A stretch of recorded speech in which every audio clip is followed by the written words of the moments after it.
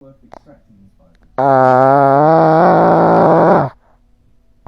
đầu là tôi chưa nghĩ đến là tơ chen, thì tôi nghĩ là tơ chen thì nó mỏng manh mà làm thì nó dai hơn, cho nên là có thể dệt được bằng máy. Còn sợi tơ chen thì nó không có độ dai như sợi sợi tơ tằm, cho nên là phải dệt bằng tay.